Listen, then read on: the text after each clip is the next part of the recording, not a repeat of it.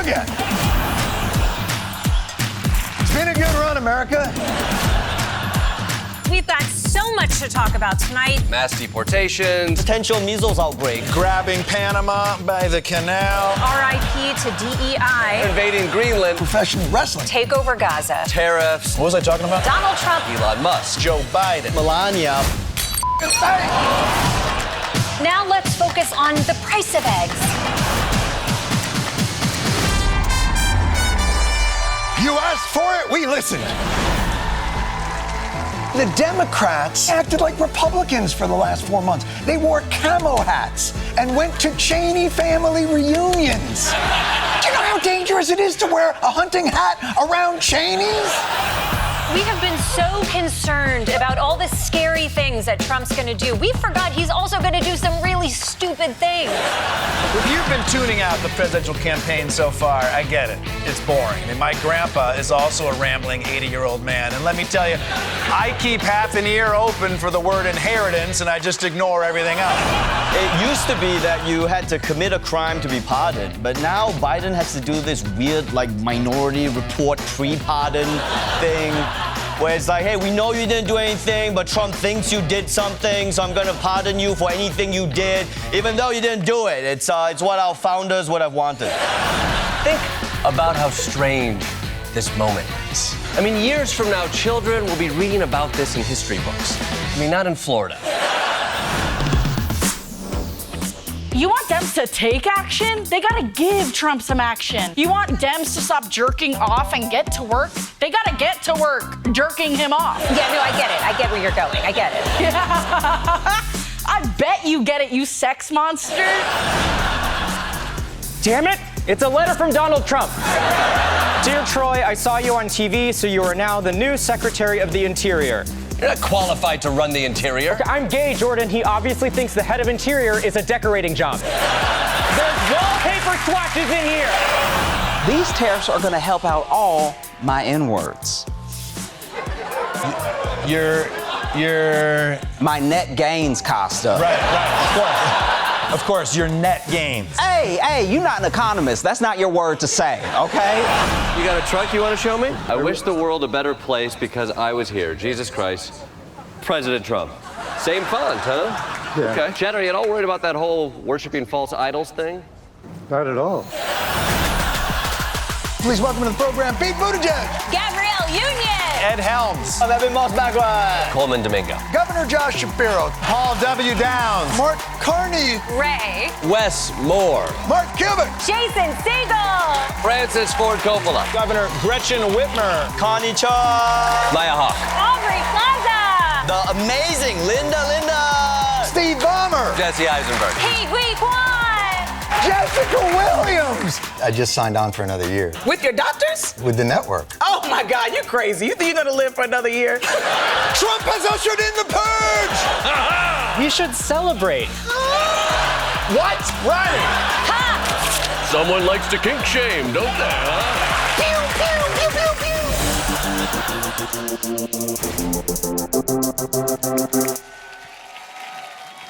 Welcome to our panel.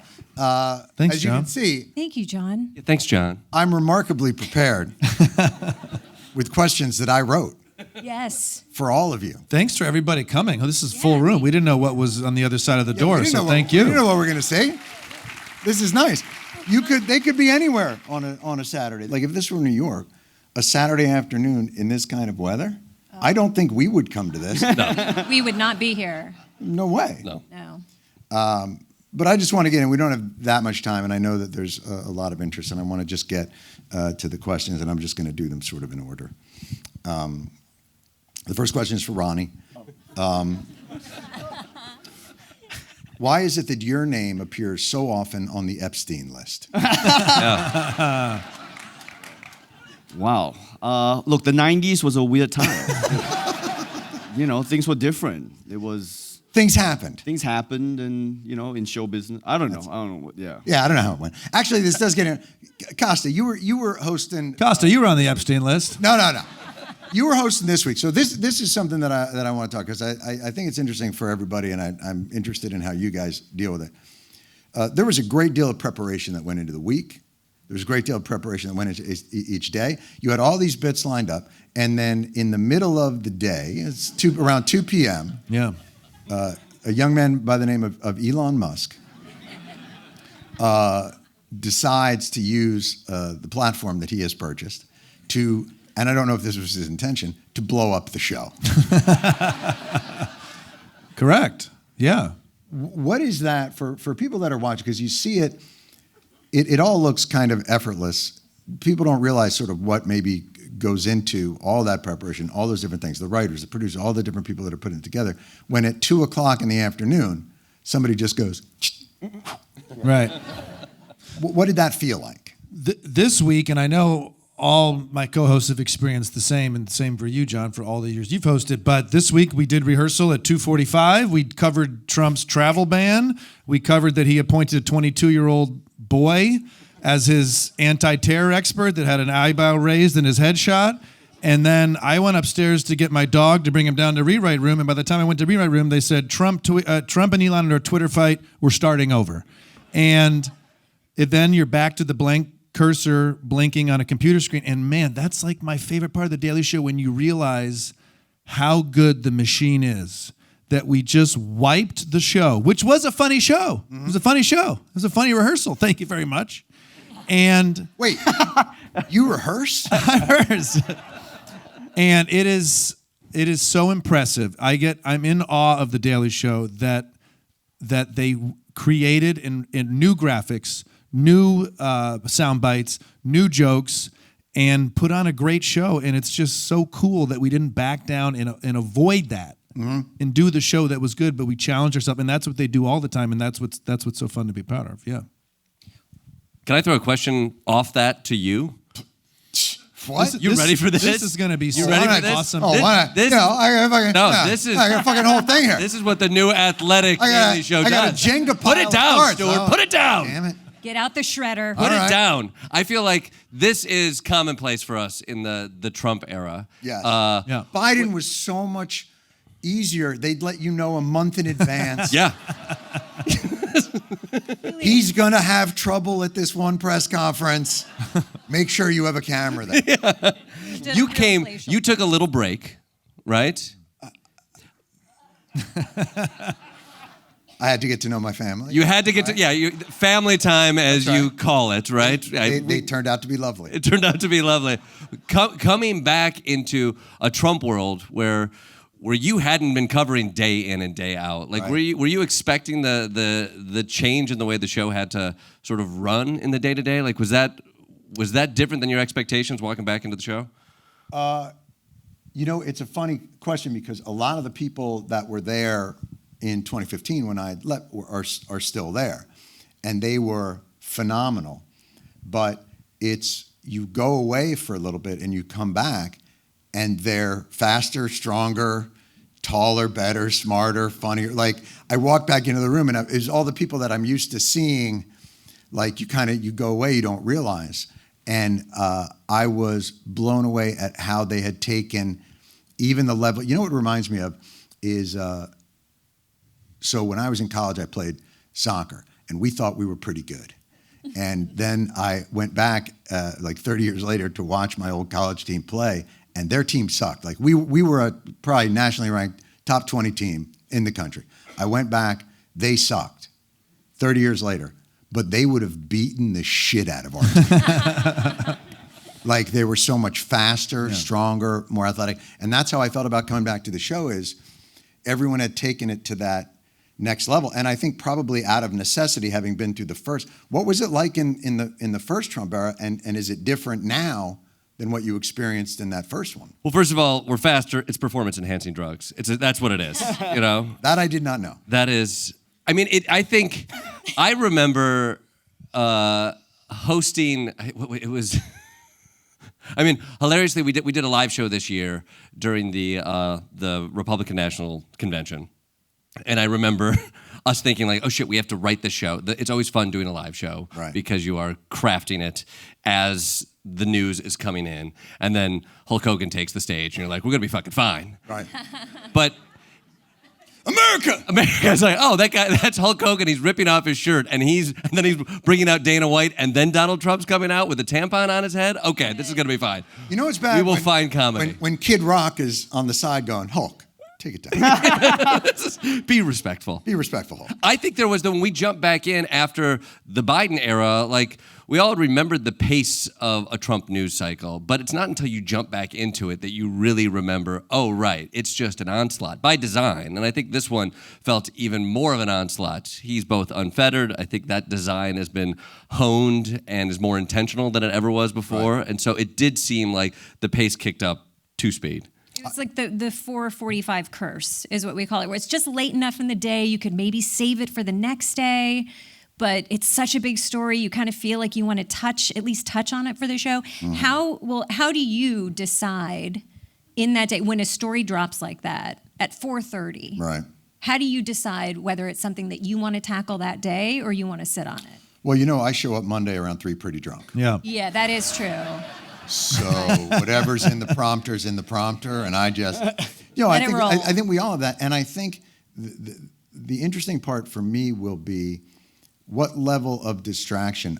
Everything is strategic now, and he's got a bunch of cards, I think, in a box that he can deploy to distract us from reality. The Glengarry, Glenn Ross leads. He just pulls. I think he's got the lead box. Like right now, they're like Elon Musk tweets Donald Trump is on the Epstein list. And he's like, let's declare martial law in Los Angeles.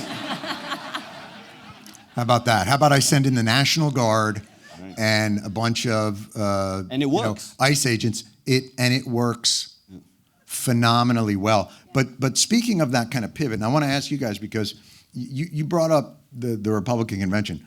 The show was all set to go to the Republican National Convention right before that first attempt, I think, on Trump's lives. Were you guys in Milwaukee at that time? I was still home, but were you guys in Milwaukee when that happened?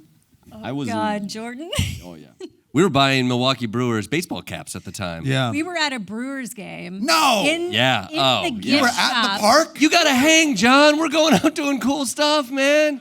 Yeah. You gotta come. We're seeing baseball. You guys games. know I'm super social. I know. You would Hang out love with it. us more. We were trying on Brewers jerseys. We had hats. Do you think, is this hat good or is this hat good? And we're running around the store, and Jordan is like, stop just staring at his phone. And I'm like, Jordan, do you like this? And he's like, Desi, put that down.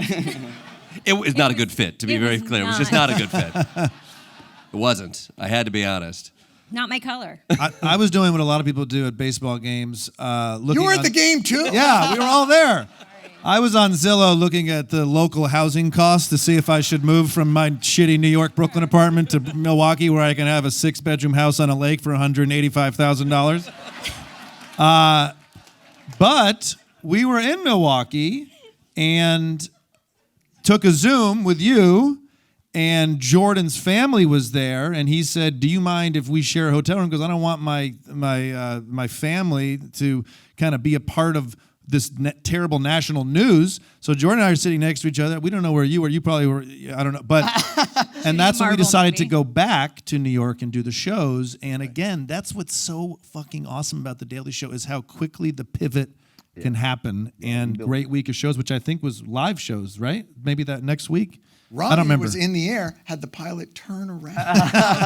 The power. I was in San Diego doing stand-up comedy when he got shot. Oh, you weren't there? You hadn't gone to Milwaukee? I hadn't gone to Milwaukee. I was gonna do the show and then go to Milwaukee afterwards. And then I was doing a stand-up show in San Diego, which is kind of a military town, right? And so the guy, he got shot, and I was like, man, should I talk about this at the show or not? I have some jokes about MAGA in my routine right now, and should I just, in the name of human decency, maybe let's just have a night of comedy. I'm sorry, what's that phrase? And I got to the show, and no one in San Diego cared. Yeah. Yeah, because and to me it was a lesson of like people I don't think they knew he got shot, and I guess I chalk it up to like we are so connected to the news in a way that most humans are like, what? You got right. Tell us a dick joke. Right. Like, they didn't even notice at the San Diego show. So I think I was the one who broke the news to the San Diego crowd. Like, hey, do you know the president got shot? They're like, Well, what? this is also explains some of the problem. Yeah. Yeah. Right. Yeah, that no one's. I'm sure you're really gentle breaking it to the people. I can only imagine that being the calm, soothing voice when there's a national tragedy, emergency, people feel unsure. Ronny Chieng, why don't you fill us in? Right. You people are so stupid. Stupid people don't even know. The president got. Did you when we pivoted and came back? So I hadn't gone out in there yet. Yeah. And Jen and I were talking. Jen Flance, who's the executive producer of the program, and is really the only reason why any of this can happen. Correct. With the kind of adaptability that it does. Like just run. That's one of the people that Jen was a production assistant when I started on the show in 1999, and now like is the keeper of the Krusty Krab formula. Like she's the only one who knows how this thing all works, but she's the one who makes sure. So she and I were talking, and it was that sense of, do you give in to the moment? There was something about it that felt like we must, because Lord knows if one 22-minute nightly satirical show is off the air, from the live location that it was supposed to be that nobody believes we're at anyway, because normally we're on a green screen, the world will stop spinning. And we were going back and forth and all that. And then they moved the security zone. Our theater there was the soft zone and the hard zone. And what are we talking about, my abs here? Yeah.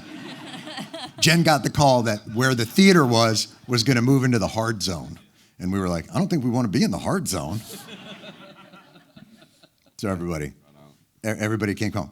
But why, John? Why? Because my instinct was, oh my God, this is a big thing. This is our duty as Daily Show correspondents. And I was so thankful that you smacked us in the face with reality and said, come home, be safe. Yeah. So thanks for that. No, listen, I thought it'd be funnier if you guys weren't safe. No, I think that's, and that's something that, for the audience, I think there's sometimes an expectation, and we'll talk about that a little bit, is do you feel a sense of, and I know I began to feel this sort of in the early 2000s, as we know, like things would happen like the Charlie Hebdo horrible massacre, and you start to feel like, oh, we've got to go on the air and say something funny and profound about this. But I think it took a few of those for me to realize, oh, why? That's not, if we've got something to say, great, we'll say it. But that's not necessarily our flag to plant all the time. We'll be back. Do you guys feel that pressure? I kind of take a lot of my cues from you, and so when you said, so I gotta admit it is when something super horrible is happening. Mm-hmm. I'm with you. I'm like, wait, why? Why is this not the voice to come on and make some jokes about something horrible that just happened? Right. So I'm with you of like, this isn't that's not something that we necessarily need to contribute to the culture at that moment, So I think it really helped when you relieved us of that burden. You kind of no, but you. Yeah, some would call I came into a meeting and I just went, what we do doesn't matter. Why won't you all understand that? John, some would call it cowardly or a dereliction of duty, but we see it as a relief. Not a cowardly act by a small man in stature and morality, but like as a permission structure to be small ourselves. Thank you. Thank you. I have always said this show can shrink to meet the moment. But to remember that we are a comedy show. Right. And I think so much of it is not just about making people laugh and bringing some lightness and some joy to everything happening, but it's also about catharsis. And, that can come through laughter, and it can come through having something meaningful to say. It can come through honesty and authenticity and vulnerability and keeping your humanity intact. But if you can't do that, if it doesn't feel cathartic to talk about it on the show, why do it? Right. People, on occasion, people will come up to me and say, thank you for making the show. What you're doing is really important. And I look behind me to see if they're talking to someone else. Because I say, I'm not a journalist. You know, I went to University of Illinois and I played collegiate tennis and I got a C+ average in the School of Communication, where classes were like public speaking. So I hope we're holding real journalists to the standard that something important happened. The burden is on them to cover this with integrity and honesty. Of course, I love when we say something profound and have a message, but I speak for myself. I am not a journalist. I am not a politician. I am a comedian. Tickets are available most nights to my shows. Plug the book, plug the book. And plug the book. No, but plug the book. Of course we want to say something important, but the important people should say the important things first, and we can tell jokes. Wait, you don't sell out in pre-sale? You should try the but I gotta get a better marketing guy or something. I don't know. I was supposed to be talking about this season, but just to bring it back, since we have the guy who invented modern American satire here. Yeah. You've been... Yeah, no big deal, no big deal. You know, a lot of what we do, we're talking about changing the show at 4 p.m. for a 6 p.m. taping. Mm-hmm. A lot of that has to do with the technology available as well, in addition to obviously the skill set of the crew and the producers and editors using this technology as available. As someone who's been around since the Jurassic, like what was it like trying to? Could you even change the show at 4 with tapes? Yeah. Years ago, we used to do the show with a stone tablet and a chisel. Yeah. I would sit, and then we'd have the tablet almost done, and then somebody would come in and go, "Garfield's been shot."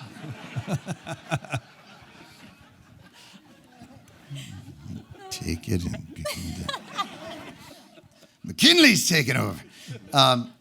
It is the technology part of it is, and I'm sure even you guys have seen the advances in that technology, but it is true. Like when we started in 1999, you still edited in the online room.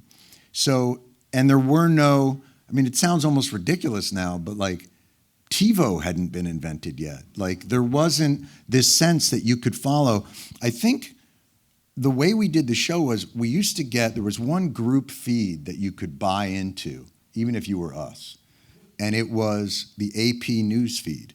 So what it would be is you would get stories on the AP news feed. So it would be the 2 big stories of the day, and then generally like a human interest story, like the celebration of the Nazarene in the Philippines, you know. And so our show that night would be whatever was on the AP feed.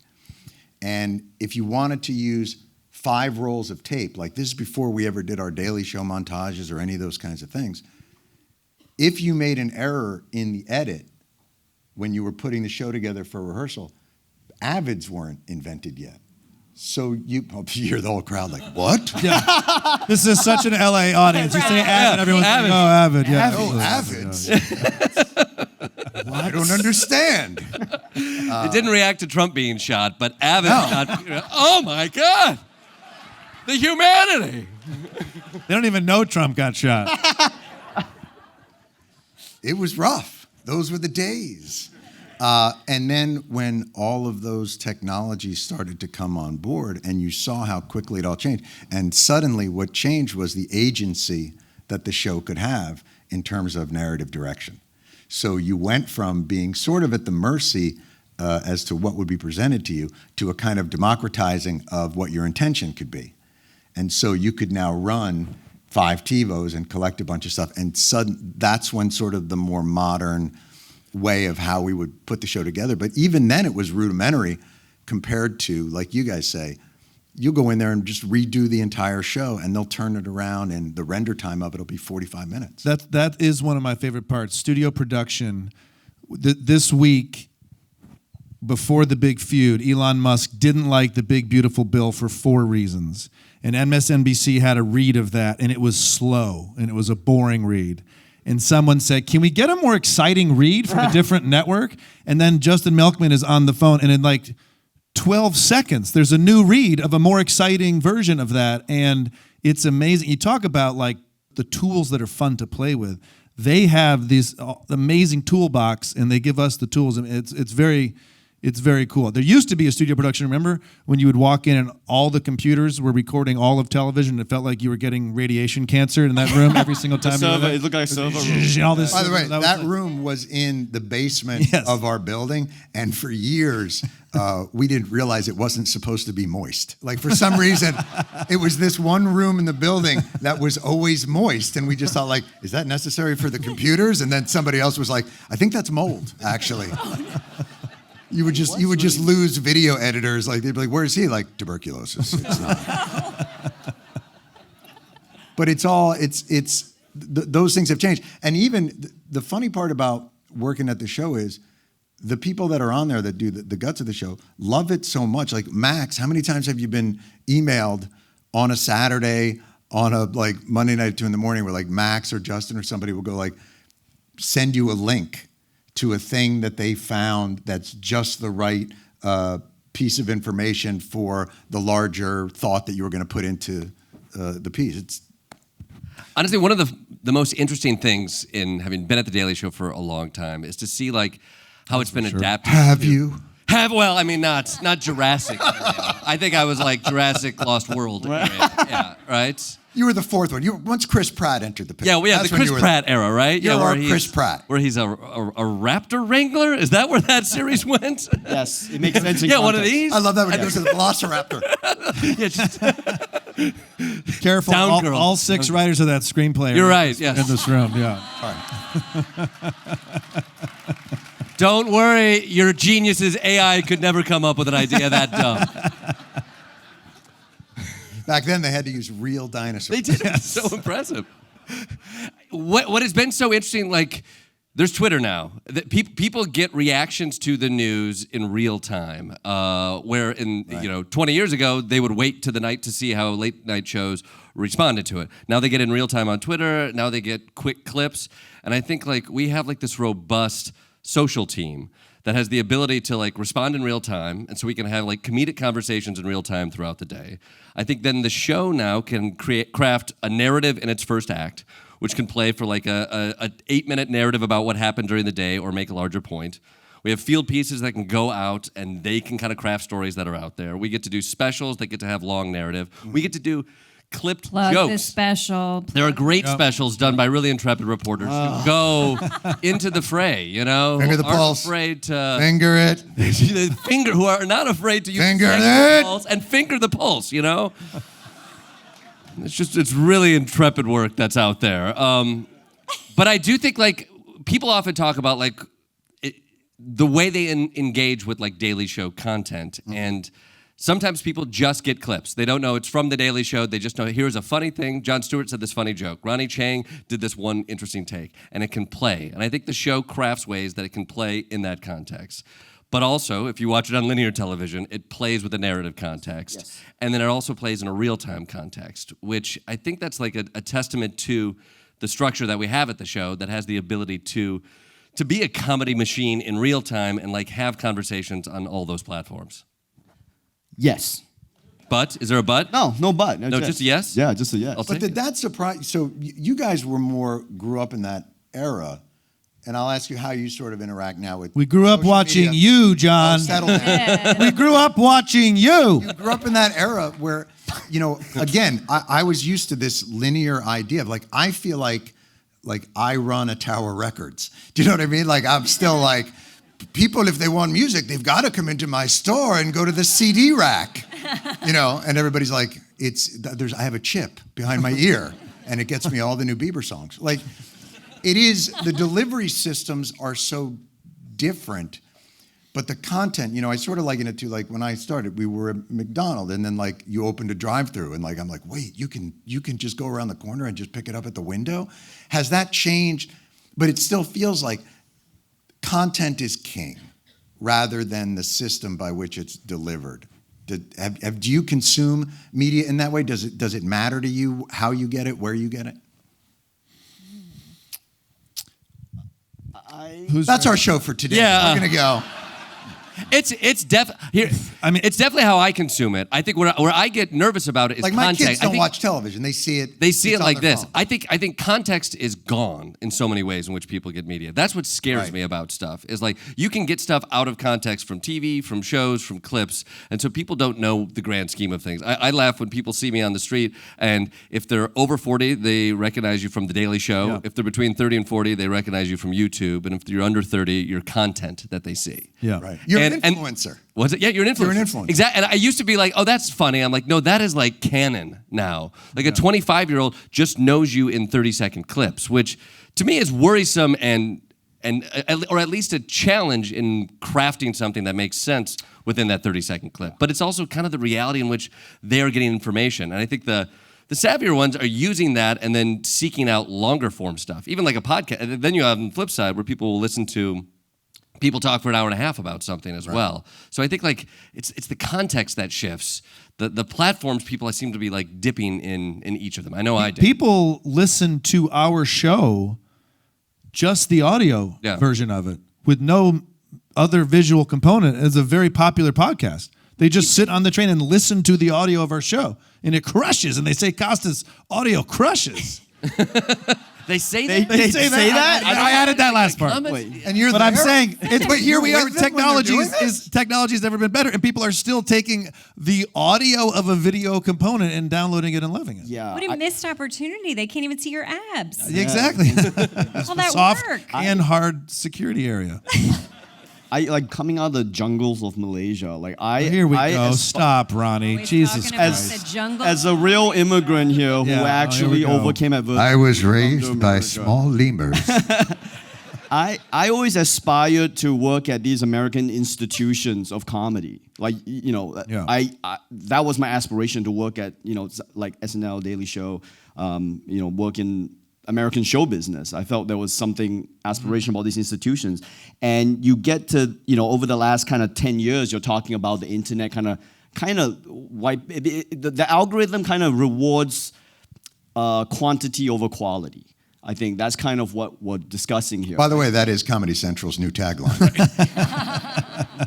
Okay, well, I'm glad you could say that. And Are the three of are your buzzers buzzing in your back pocket? No, don't go there. Don't go there.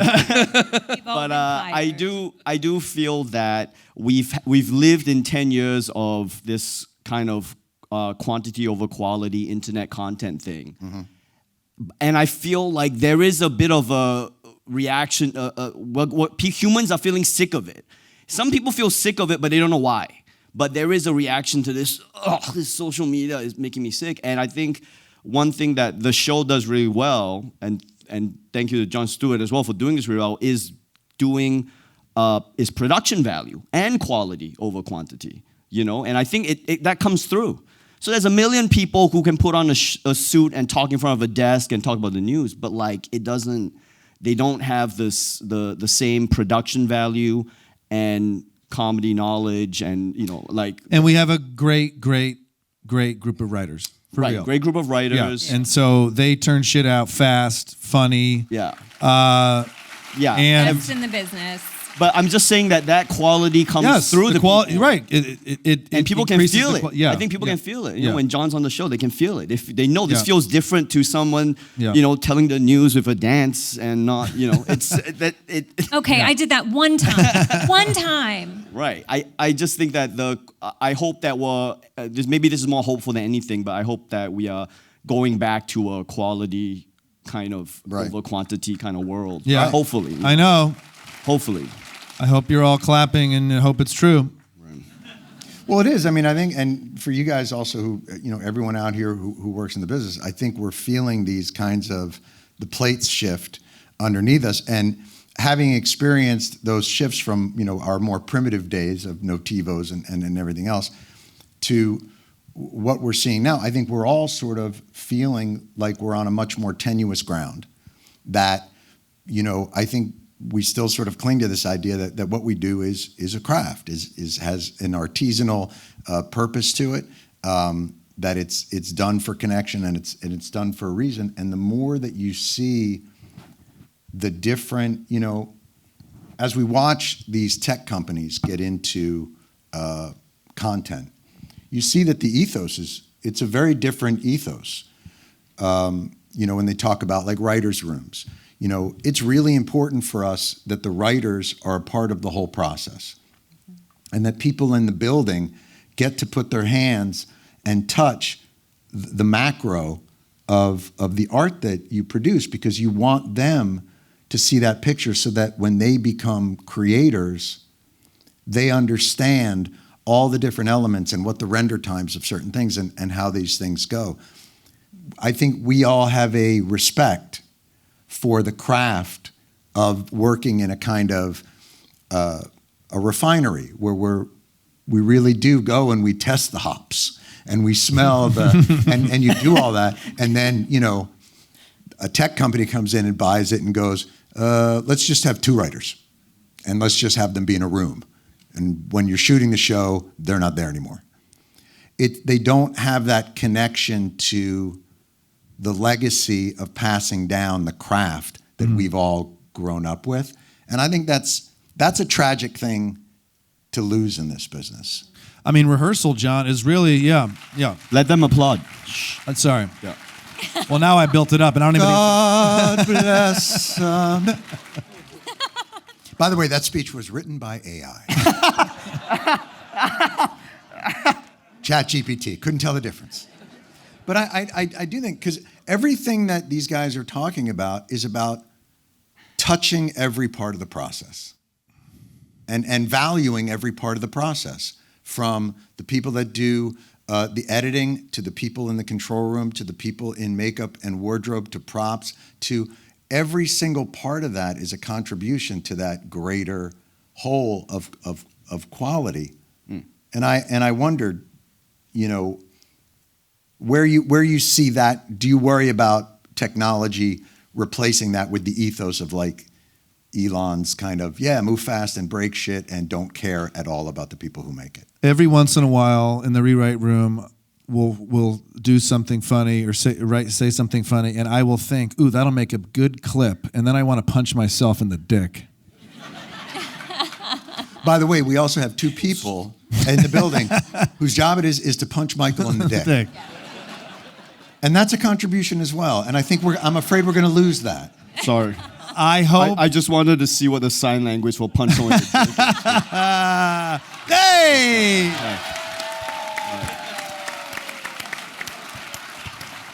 By the way, can someone even verify this is correct sign language, by the way? Because I don't want to end up on my own show with... I hope the answer, John, is what Ronny alluded to earlier, that there always will be a hunger for quality.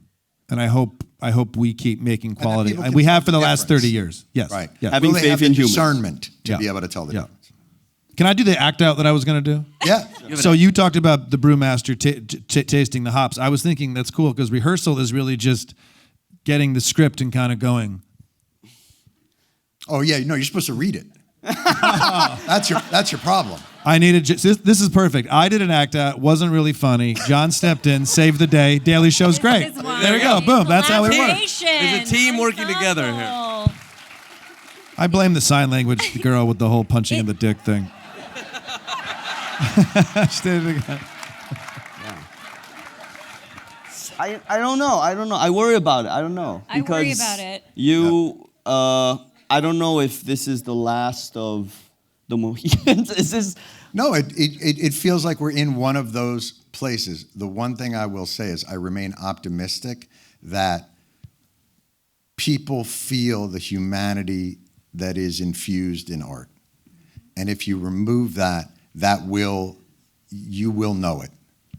I can't say it for sure, and maybe I'm lying to myself, but there is something about the connection between people. And I see it now.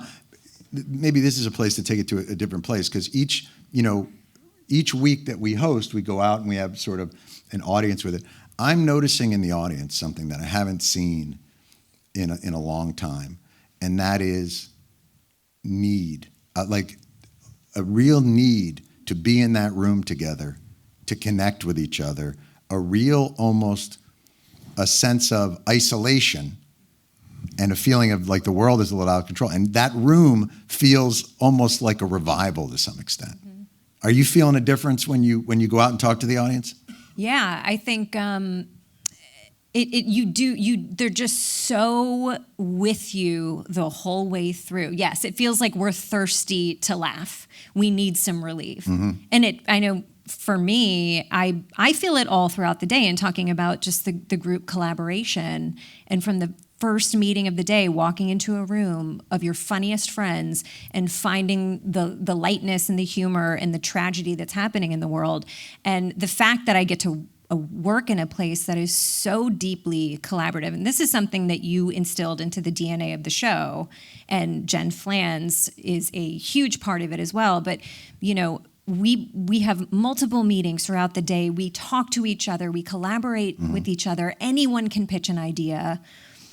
And you feel it in the creative process, and then to get to sit in with the audience and process it with them, it feels much more like a collaborative experience with them than I've ever felt before. The one I've been getting a lot lately is thank you for making me feel like I'm not crazy.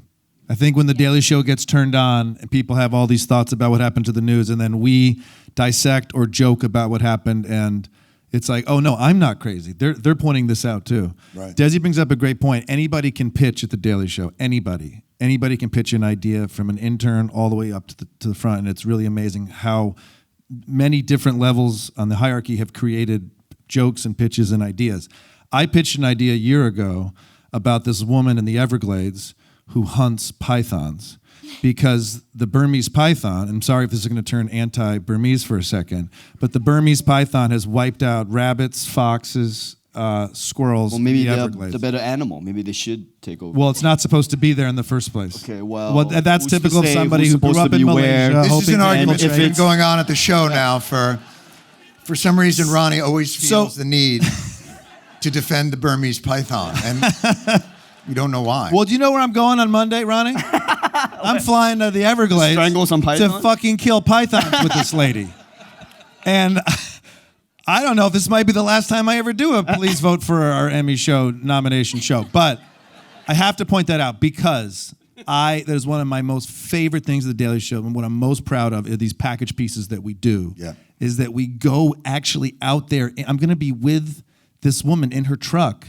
She gets paid $65 to kill a snake, and she gets like $90 to get an egg. And you're not allowed to. Wait, why is the egg? Because I guess more? it's like the potential, like even like a young child's life is worth more than our child. You know what I mean? Our life, I mean. Why did this get so dark? Why My does point this is the sound package. familiar? Yeah, the The package. point is, you're not going to be in the office next week. Correct. I'm not going to be in the office next week. Well, Desi said everybody pitches, and I was like, that's right. That is an awesome thing that I thought, except for my pitch about going to hunt pythons, because now I actually have to go fucking do this piece. But You're regretting it. But that's something we do at The Daily Show is field pieces, right? The field, we go into the field and in your case, talk to mentally ill people and Americans. It's Americans, Ronnie. And thank you, Ronnie. In your case, you kill local wildlife. And well, what about your piece where you went? I kill fish. You I went to the shot bottom fish. of the ocean. You shot. fish. We shot lionfish. They were invasive species in Florida, and lionfish. What did you shoot them with? With a gun. Yeah. By the way, this is where we thank the legal department at Comedy Central. They're wonderful. But all these field pieces are like little short films, I guess, or snuff films, if you want to, like.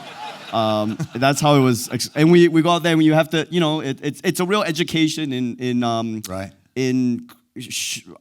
aspects. Yep. Well, Americana, but I was gonna bring it back to LA and be like of movie making, because you need to have writing skills, you need acting skills, you need improv skills, you need a producer who knows what they're doing, you need a director, you need camera people, then you need to edit it. So every of these field pieces, when you see Jordan going out there, just and you think it's easy.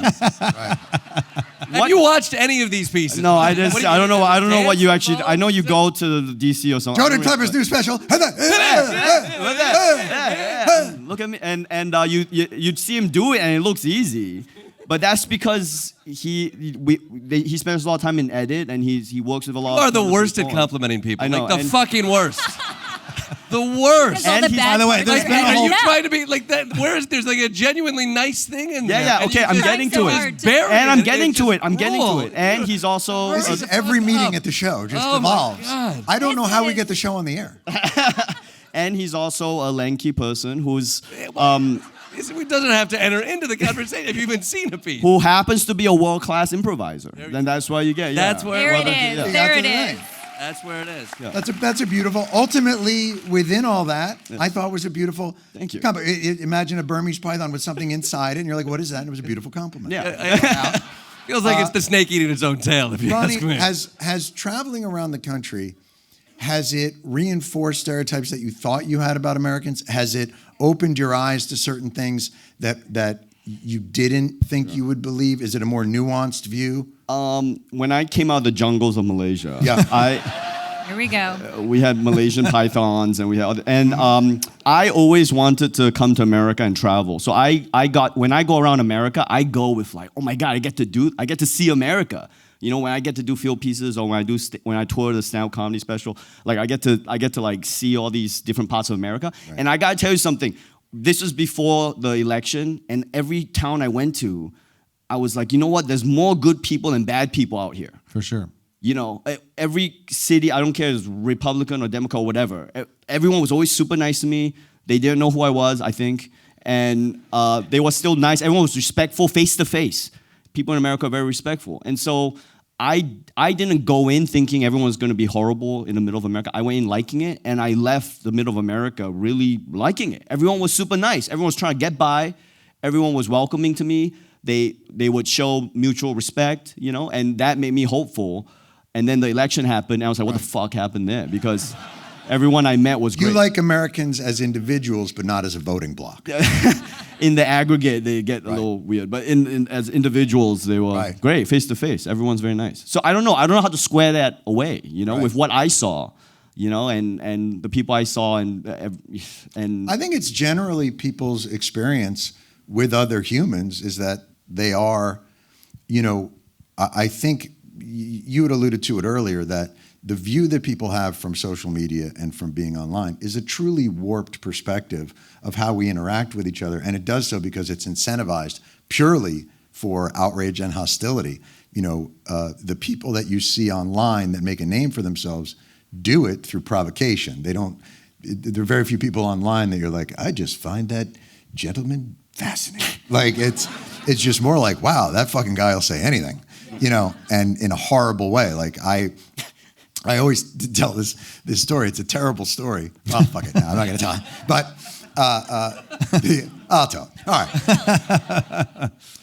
But the world as it exists, so it's like when people say we talk about, not to bring up like Jews or anything like that, but like, oh, are you worried about anti-Semitism? I'm like, no, I'm not worried about anti-Semitism. I think anti-Semitism will be fine.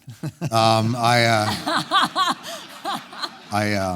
think it's very resilient. And but the reason I say it is, so I'd just gotten back to the show. I'd been there for like a month, and my favorite dog passed away. His name was Dipper. He was a three-legged dog, pit bull. We got him. So I went on the show to just mention it at the end of the show, and I ended up blubbering like a very, very emotionally volatile person. And but the response from people was so wonderful that I did something I never do, which is post it on social media. And I put pictures up of my family and I when the first day we met Dipper at the shelter. And what was so interesting is the comment section on social media, people started posting pictures of their best dog. So the first post is, you know, this is Kibbles. He was our Akita. I hope he and Dipper are playing at the Rainbow Bridge. Beautiful. The next one, this is our King Charles Spaniel. It was the best dog we ever had, and we miss him to this day. Beautiful. And then the third post was, why did you change your name, Jew?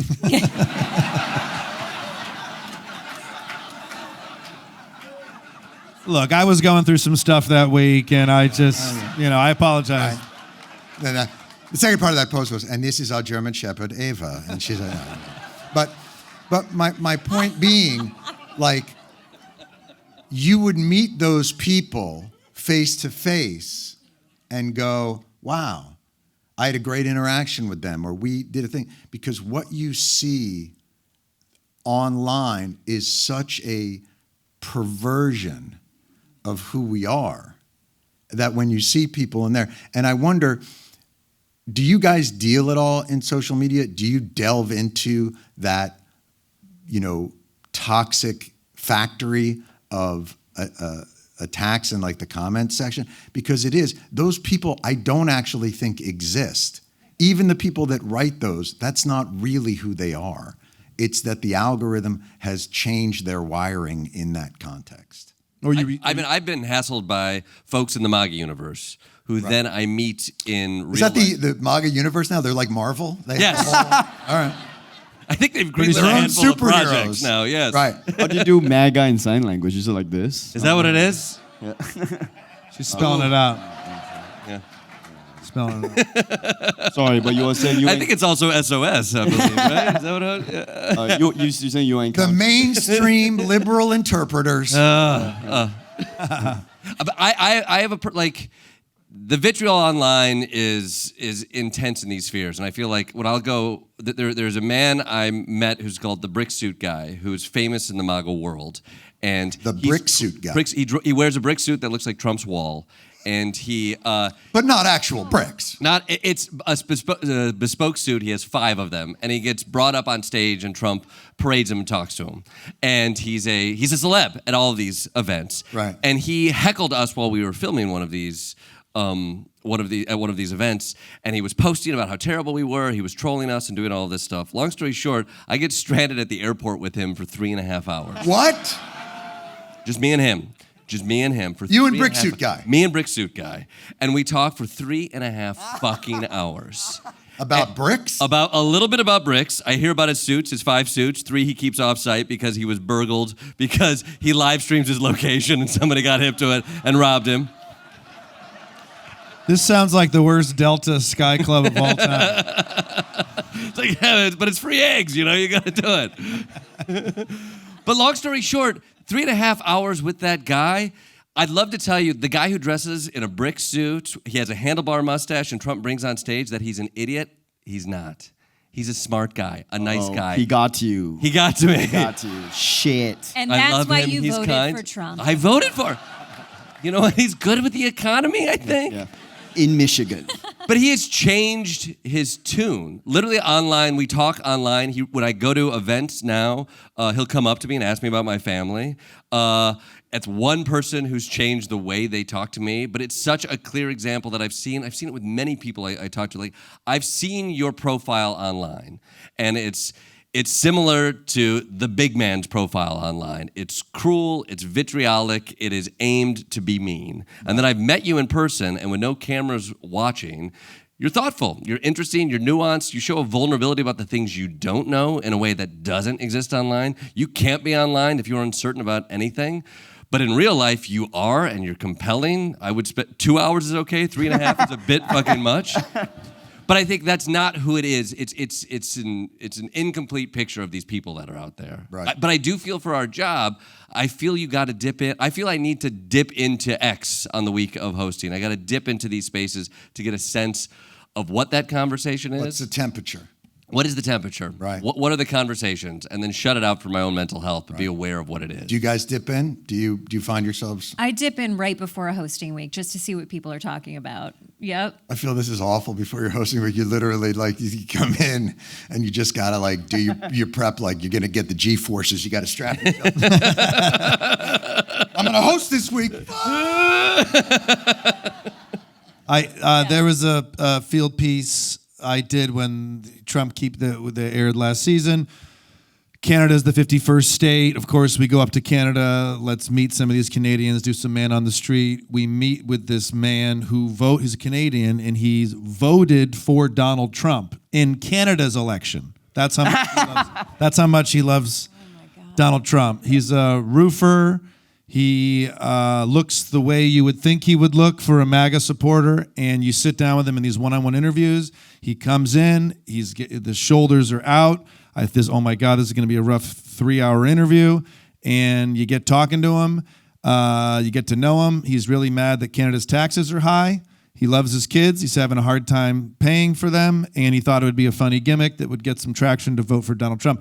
And it's not like I leave loving the guy and I want him to come to Thanksgiving with me, but I understand him and he's a good dude, actually. So I don't know. Maybe what we're talking about here is that mob mentality is the problem, that individually we're all okay.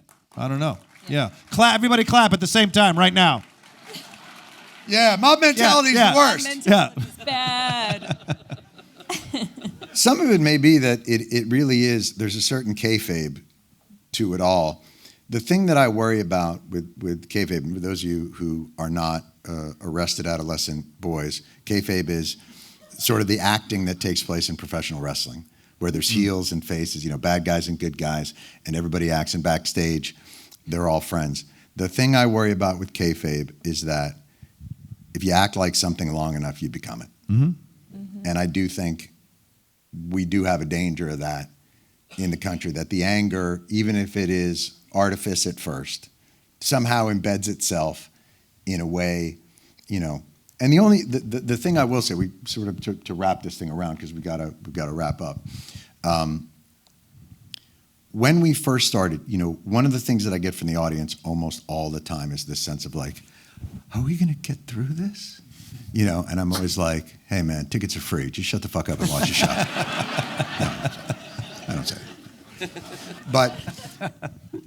But I think, people forget, like in early 2000s, they argued to for the unitary executive, and that the vice president, there was an argument that the vice president had the power alone to institute the ability to torture people.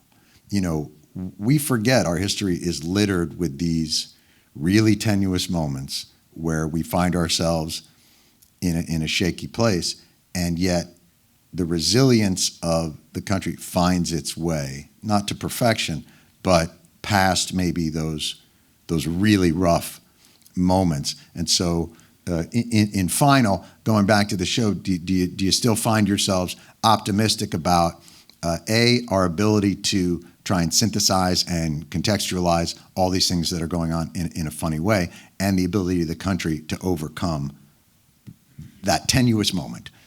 And I will only ask Ronny.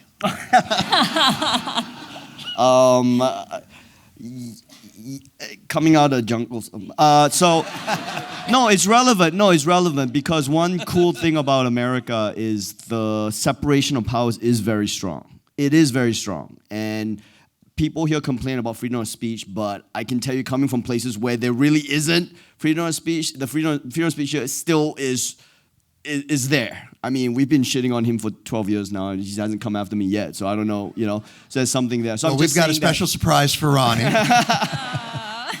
Ice is here for you right now. Ladies and gentlemen. So I would say that I am hopeful of the resiliency of these American institutions which are being strained. I do think that people will get past it. I think I can feel the antibodies kind of growing a little bit on social media, in the country, this kind of resistance to this garbage that we can't even put a word to. I can feel people, they feel a little sick about it. But people don't know yet how to avoid being sick. But they can feel the sickness, whether it's the political discourse, it's social media, there's this, and we're developing the antibodies for it. And it's a new medium, and so that makes sense. Right. This internet thing, it makes sense that we had to develop it, just like we had to develop it for TV when TV came out, just like we had to develop it when newspapers were invented. We had to keep developing these antibodies. So I am hopeful that we will get to a place where we can see some bullshit on the internet, and as a civilization, we'll be like, nah, that's bullshit. And then we'll, That's a great point. People think, the printing press was invented and everybody thought, and that ushered in the Enlightenment. But It didn't. It ushered in like 100 years of killing witches. The opposite of then. Yeah, it was the opposite of it. It brought in there. Do you guys have any thoughts on that? I'm hopeful. Desi's always hopeful. Though. Yeah, I'm always hopeful. She's always the best. Maybe delusionally so. No. I am naive. You asked if I check the comment sections and check in on X to see what they're saying. I don't have to, because I go home to visit my family of Republicans, some of whom voted for Trump. So it's not easy to have those conversations, but we do have those conversations. We have very different beliefs.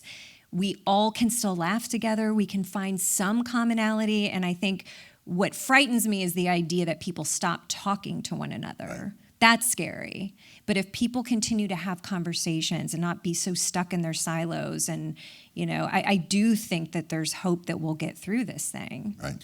This might sound naive, but I am still impressed with the United States Constitution. It's roughly 270 years old.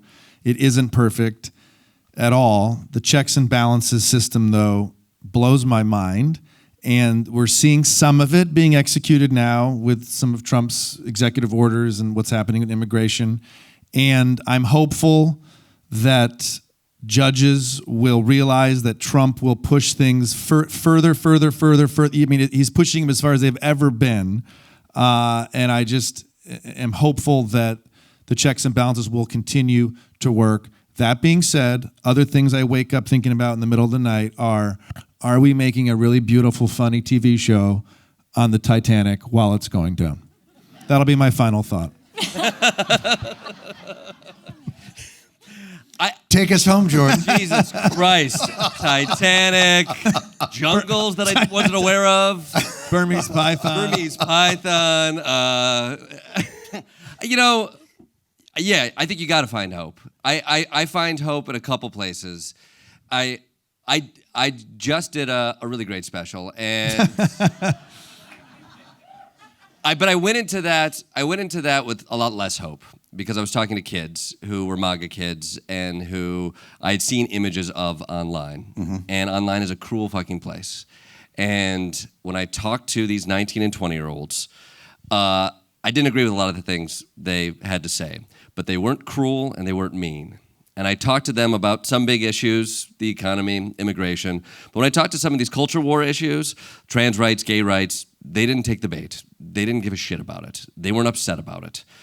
I think those kids are being preyed upon by institutions and by bad actors who want those eyeballs. They want to turn that naivete into weaponized cruelty, and they might. I think the way the tech is set up right now, that's where this end game goes.